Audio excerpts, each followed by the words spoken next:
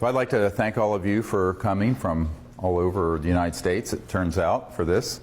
I'm Dr. Steven Greer, and I'm the director of the Disclosure Project and CSETI and SeriousDisclosure.com and the Orion Project. These projects I'll explain very briefly in a moment. The purpose of this seminar today is really to go in depth and share things I have not shared publicly about how disclosure has happened, because it has happened and is happening, and what the process was that led up to that.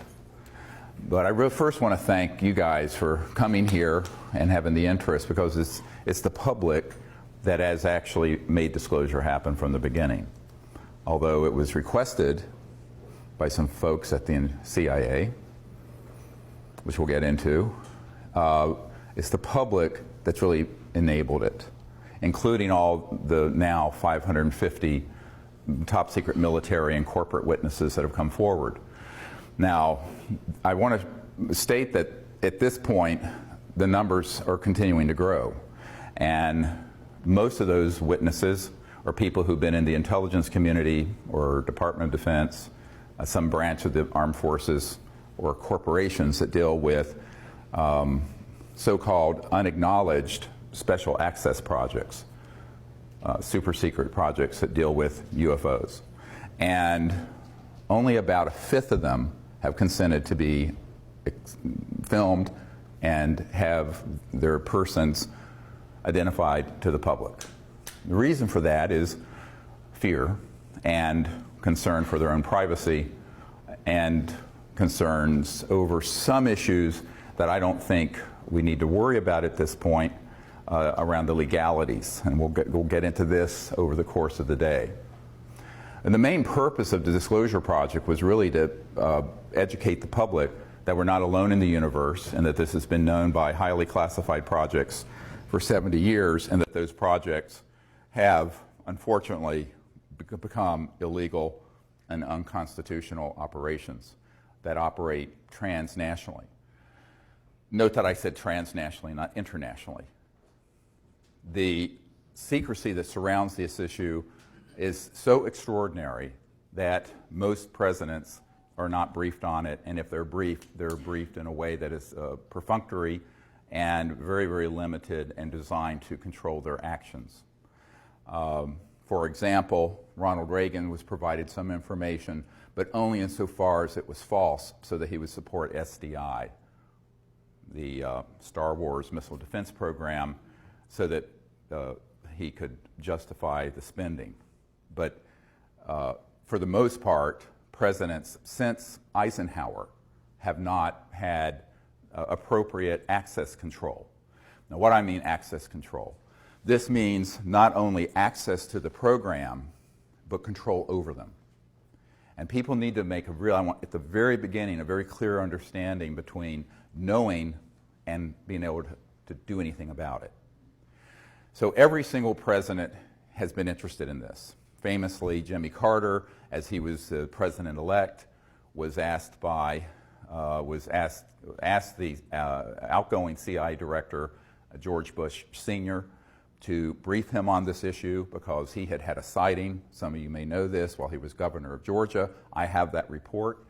And President-elect Carter was told by then outgoing CIA Director Bush that he would not tell him about this issue, and he didn't say he didn't have information. He said, "I will not share that with you," and directed him to get it from the Congressional Research Service. Believe it or not, saying that to the incoming President of the United States. And this is well documented in Disclosure Project witness testimony from people who were privy to what happened. And I think that this is why folks have to understand that just because that someone is the President or the Chairman of the Senate Intelligence Committee, or for that matter, the head of the CIA, does not mean that they're going to even know about these operations. Now, when I first started out on this, it was an accident of what my real initial love was, and that is peaceful interstellar contact. I started out doing what I'm doing while I was working full-time as an emergency and trauma doctor in North Carolina, because I thought it was time for humans to show a different face to the cosmos. One that wasn't militaristic, one that wasn't xenophobic, one that wasn't fearful, but one that was hopeful and forward-looking.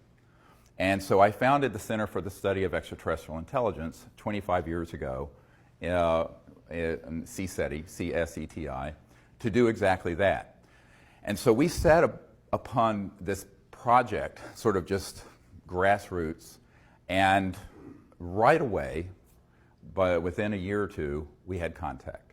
All of you know what happened near Pensacola, where we were out on a beach with about 50 people. A couple of them were Air Force pilots, a colonel and another guy. And there were 4 ET craft that materialized and vectored in and was filmed. Very poor film footage, old high 8, no night scopes, but it was actually quite close. This ended up on the front page of the Pensacola paper the next day. And that at that point, what I was doing got put on the radar scope of the national security state of folks dealing with this. This is the part of the story most people don't understand. I never intended to be involved with this aspect of it, because what I really wanted to do was create a grassroots movement that basically bypassed the U.S. government or any other government to make contact with these civilizations as citizen diplomats, much like Physicians for Social Responsibility were citizen diplomats to the Soviet Union during the coldest days of the Cold War, darkest days of the Cold War, but on an interplanetary, interstellar level. Unfortunately, I got diverted, not stopped from doing that other project, the CE5, Close Encounters of the Fifth Kind Initiative, which is when humans go out and intentionally make contact. But I was pulled into what I'm doing now with Disclosure Project because I was asked to. So within a month of that event in Florida in March of 1992, I was asked to go to a conference in Atlanta. Now, I thought it was just a conference.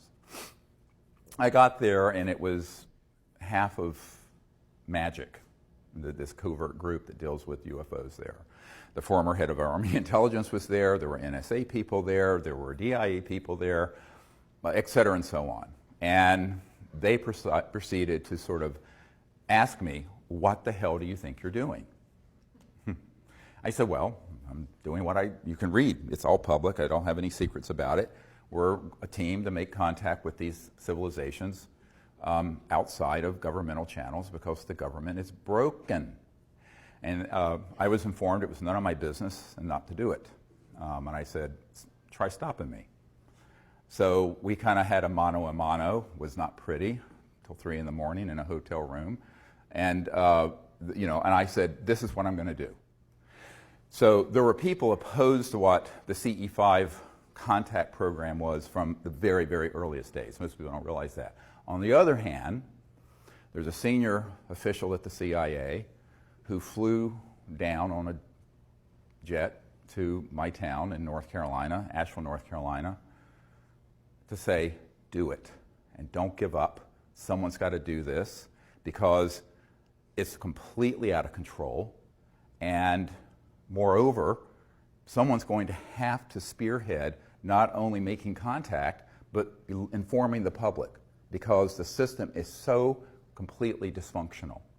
Now, the person who was sent down was a man whose family founded the California Institute of Technology, one of the most prestigious universities in America, and is associated with the NSA and CIA. And I said, well, I'm a country doctor in North Carolina, rambling around in an ER, and I'm doing this sort of as just an ad hoc group to do this. He says, no, well, someone is going to have to do this, but also is going to have to educate the public. And I said, well, I'll do what I can in between ER shifts and raising 4 children. And as things went, that was sort of the initiation, and my initiation into this sort of weird, down the rabbit hole world of secret projects.